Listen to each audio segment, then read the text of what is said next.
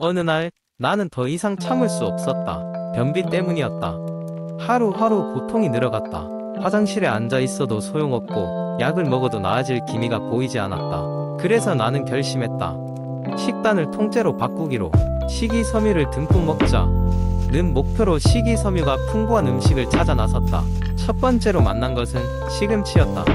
시금치는 주방에서 흔히 볼 수 있는 채소이지만 변비 완화에 그렇게 좋다니 몰랐다. 시금치국으로 끓여 먹으니 속이 시원하게 풀렸다. 원래는 별로 좋아하지 않던 음식이었지만 변비에 좋다는 이야기를 듣고 나니 다르게 느껴졌다. 두 번째는 귀리였다. 귀리를 우유에 말아 아침마다 먹기 시작했는데 고소하고 씹히는 맛이 좋았다. 게다가 여러가지 요리에 활용할 수 있어 매일 다른 맛으로 바꿀 수 있었다. 귀리를 먹고 난 이후로 아침이 달라졌다. 몸이 가벼워지는 것을 느꼈다. 세 번째는 사과다. 사과는 이미 많은 사람들이 좋아하지만 나는 평소에 과일을 즐겨 먹지 않았다. 하지만 사과가 변비에 좋다는 말을 듣고 하루 한 알씩 먹기 시작했다. 특히 껍질에 식이섬유가 많다고 해서 껍질째로 모두 먹었다. 상쾌한 단맛과 함께 내장 움직임도 활발해졌다. 네 번째는 고구마다. 고구마는 언제나 나의 최애 간식이었지만 변비에 그렇게 효과적일 줄은 몰랐다. 특히 찐 고구마는 식이섬유 함량이 높아 소화도 돕는다. 아침 간식으로 먹기에 좋은 고구마로 매일 한 끼를 대체하였다. 다섯 번째는 브로콜리였다. 브로콜리는 빈혈에도 좋지만 변비에도 뛰어난 효과가 있었다. 습관처럼 스무디에 넣거나 살짝 데쳐 샐러드로 먹었다. 브로콜리 덕분에 장 정리가 된 기분이었다. 여섯 번째는 콩류였다. 검은 강낭콩, 렌틸콩 등 다양한 종류의 콩을 섞어 먹으니 단백질도 풍부하고 변비에도 탁월한 효과가 있었다. 특히 렌틸콩은 카레에 넣어 먹거나 샐러드에 추가하니 그 맛이 일품이었다. 일곱 번째는 배였다. 배는 설사 예방에도 좋다고 하여 변비 탈출을 목표로 하루 한 조각씩 먹었다. 마치 약효가 있는 것처럼 꾸준히 변비가 개선되는 것이 느껴졌다. 여덟 번째는 케일이었다. 케일은 내게 새로운 도전이었다. 생식이 아닌 가볍게 데치거나 스무디에 섞어 먹는 방식으로 나의 식탁에 올랐다. 케일이 주는 식물성 섬유가 장 건강을 돕는 것은 물론 다른 영양소도 많았다. 아홉 번째는 섬유질이 풍부한 베리류다. 블루베리, 라즈베리, 딸기 등 여러가지 베리를 섞어 요거트에 올려 먹으면 달콤하고 몸에도 좋았다. 특히 라즈베리는 인상적이었다. 색깔만큼이나 변비 해소에도 강렬한 효과를 보였다. 마지막으로 열 번째는 양배추다. 양배추는 김치의 주재료로 채소 무침으로 만들어 먹기에 제격이었다. 식이섬유 외에도 다양한 영양소가 있고 장을 깨끗하게 해주는 느낌이었다. 이렇게 나는 식이섬유가 풍부한 다양한 음식을 섭취하며 매일 아침 변비라는 고통에서 조금씩 해방되었다. 그리고 그것이 변비 탈출기였다. 이제는 고민거리에서 벗어나 건강한 일상을 즐기며 오늘도 건강한 식단을 찾고 있다. 두 번째 이야기. 옛날 옛적 작은 마을에 사는 소피라는 여자가 있었습니다. 그녀는 체중 감량을 목표로 세웠고 이를 위해 건강한 식단과 생활 습관을 유지하기로 했습니다. 하지만 매일 반복되는 식사에 쉽게 질리게 되었고 저녁 시간 무렵에는 간식의 유혹을 견디기 힘들어졌습니다. 그러던 어느 날 그녀는 체중 감량에 도움을 줄 수 있는 건강한 간식을 찾기로 결심했습니다. 소피는 마을의 시장으로 걸어가 다양한 과일과 채소들로 가득 찬 밥 한 대에서 영감을 얻기 시작했습니다. 그녀는 먼저 아보카도와 병아리콩을 이용한 간단한 딥을 만들기로 했습니다. 아보카도의 부드러운 식감과 병아리콩의 영양소가 만나 맛도 좋고 포만감도 제공하는 멋진 간식이 되었습니다. 여기에 당근 스틱과 샐러리를 곁들여 먹으면 금상첨화였습니다. 다음으로 소피는 그릭 요거트와 혼합된 블루베리와 아몬드를 찾았습니다. 이 조합은 단맛과 고소함을 동시에 느낄 수 있었고 요거트의 단백질은 그녀의 식욕을 충족시키기에 충분했습니다. 블루베리는 항산화제가 풍부하여 건강에도 긍정적인 영향을 주었습니다. 소피의 실험은 여기서 멈추지 않았습니다. 그녀는 해바라기씨와 호박씨, 아몬드를 약간의 꿀과 계피 가루와 함께 구워서 가벼운 견과류 믹스를 만들었습니다.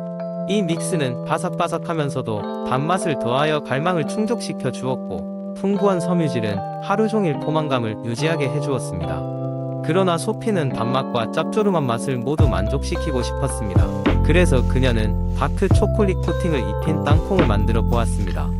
진한 초콜릿에 풍미와 땅콩의 고소함이 어울려 손의 움직임을 멈출 수 없게 만들었습니다. 하지만 그녀는 양을 조절하며 이 간식을 작은 간격으로 천천히 먹게 되었습니다. 이런 시행착오 끝에 소피는 결국 건강하고 맛있는 간식 목록을 만들어 최종 감량의 길을 꾸준히 걸어갈 수 있었습니다. 그녀는 친구와 가족들에게 자신의 발견을 공유하며 건강한 간식에 대한 열정과 다양한 레시피로 많은 이들이 더 나은 생활 방식을 찾도록 도와주었습니다. 소피의 여정은 건강한 간식이 얼마나 다양한 형태로 존재할 수 있는지를 보여주었습니다. 그녀의 창의력과 끈기 덕분에 체중 감량을 위한 건강한 간식은 실용적이면서도 충분히 맛있는 것이 되어 많은 이들이 지속 가능한 체중 관리에 성공할 수 있는 비결이 되었습니다. 세 번째 이야기, 건강하게 생활하기 위해 혈당 안정화는 중요하다는 이야기를 자주 들었지만 그것을 실제로 경험하게 될 줄은 몰랐다. 몇 년 전 나는 지속적으로 피곤함을 느끼며 심장이 급격히 뛰는 증상을 경험하기 시작했다. 처음에는 그저 스트레스 탓이라 생각했지만 시간이 지날수록 증상이 심해지면서 병원을 찾기로 결심했다. 검사 결과 혈당 불안정이라는 진단을 받았다. 처음에는 당황스러웠다. 하지만 의사는 철저한 관리와 노력을 통해 혈당을 충분히 안정화할 수 있다고 설명했다. 이때부터 나의 혈당 관리 여정이 시작되었다.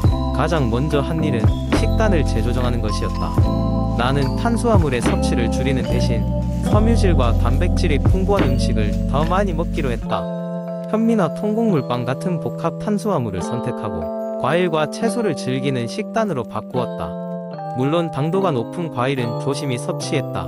식단 관리와 함께 규칙적인 운동도 병행했다.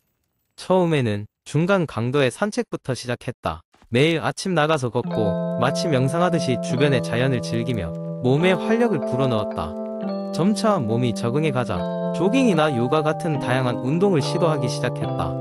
운동을 시작한 지 몇 달이 지나면서 내 몸은 물론 마음까지도 상쾌했다. 또한 스트레스를 관리하는 것이 혈당 안정화에도 큰 영향을 미친다는 사실을 알게 되었다.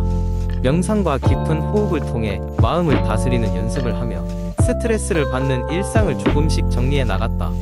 과도한 업무는 줄이고 개인적인 취미 생활에 시간을 더 많이 할애했다. 친구들과의 모임이나 가족과의 시간을 통해 삶의 균형을 찾으려 했다. 혈당을 안정화하기 위한 노력은 나의 생활 방식 그 자체를 변화시키는 기회가 되었다. 이 과정을 통해 내 몸과 마음에 더욱 관심을 기울이게 되었고 작은 변화들이 모여 큰 결과를 만들어낸다는 것을 배웠다. 시간이 지남에 따라 나는 피곤함에서 벗어날 수 있었고 심장의 불규칙한 박동도 점차 안정되었다. 의사의 검진 결과 혈당 수치도 안정되었음을 확인할 수 있었다. 이 여정을 통해 배운 가장 큰 교훈은 건강관리가 일회성이 아닌 꾸준한 과정이라는 점이었다. 이제는 이 방식을 마치 자연스럽게 몸에 밴 것처럼 느끼며 생활하고 있다. 기타 미묘한 변화들도 눈에 띄게 되었고 무엇보다 자신을 사랑하고 돌보는 방법을 터득하게 된 것이 가장 소중한 수확이었다. 이렇게 나의 혈당 안정화를 위한 여정은 건강한 삶을 위한 초석이 되었다. 네 번째 이야기. 어느 작은 마을에 자신의 건강에 대해 전혀 신경 쓰지 않던 한 남자가 살고 있었습니다. 그의 이름은 철수였고 그는 하루의 대부분을 소파에 누워 텔레비전을 보며 보내곤 했습니다. 매일 아침 설탕이 듬뿍 들어간 시리얼로 하루를 시작했고 점심과 저녁은 가까운 패스트푸드점에서 해결하곤 했죠. 나이가 들수록 몸이 무거워지고 잦은 피로감에 시달리면서도 철수는 변화를 시도하는 데에 두려움을 느꼈습니다. 그러던 어느 날 철수는 마을에서 열리는 건강 박람회에 우연히 참석하게 됩니다. 그곳에서 만난 한 건강 코치는 철수에게 작은 변화부터 시작해보세요 라는 조언을 해주었습니다. 이 말을 듣고 뭔가 번쩍한 철수는 자신이 할 수 있는 가장 작은 변화들을 찾아보기로 결심했습니다. 첫 번째로 철수가 시작한 것은 매일 아침 스트레칭이었습니다. 10분 정도 거실에서 가볍게 몸을 움직이는 것으로 시작했죠. 처음에는 귀찮기도 하고 몸이 뻐근해서 힘들었지만 점차 몸이 조금씩 유연해지고 기분 전환이 되는 것을 느낄 수 있었습니다. 다음으로 철수는 식단에 변화를 주기로 했습니다. 매일 먹던 단 음식을 줄이고 대신 과일과 채소를 더 많이 섭취하려고 했습니다. 처음에는 과일과 채소가 싱겁게 느껴졌지만 점차 그 맛에 익숙해지면서 자연의 단맛이 주는 풍미를 즐기게 되었습니다. 특히 아침마다 신선한 과일로 만드는 스무디는 하루를 활기차게 시작할 수 있는 비결이 되었습니다. 세 번째로 철수는 매주 2번 걷기 운동을 시작했습니다. 동네 공원을 한 바퀴 도는 것으로 시작했는데 조금씩 거리를 늘려가면서 주변의 풍경도 새롭게 눈에 들어왔고 걷는 것 자체가 큰 즐거움으로 느껴졌습니다. 걷기 운동을 꾸준히 하면서 그는 달리는 사람들, 자전거를 타는 사람들과 인사를 나누며 자꾸 따뜻한 공동체의 일원이 되어가는 기분을 느꼈습니다. 이러한 변화들이 쌓이면서 철수의 몸과 마음은 조금씩 긍정적으로 변화하기 시작했습니다. 스트레칭과 걷기로 인해 체력도 좋아지고 간단한 식단 변화는 체중 감량에도 도움을 주었습니다. 매일 더 많은 에너지를 느낄 수 있었고 무엇보다 스스로에 대한 자신감이 생겼습니다. 더 이상 작은 변화가 아닌 지속 가능한 습관으로 자리 잡으면서 철수의 삶은 큰 변화를 맞이하게 되었습니다. 적지 않은 시간이 지났을 때 철수는 자신을 돌아보며 생각했습니다. 건강한 습관을 시작할 때 큰 변화를 생각했다면 아마 중간에 포기했을지도 모른다고. 하지만 작은 변화가 모이고 모여 결국 자신을 여기까지 이끌어 주었다고 말이죠. 철수는 이제 그 작은 변화를 더 많은 사람들에게 전파하기 위해 친구들과 가족들에게 자신의 이야기를 나누기로 합니다.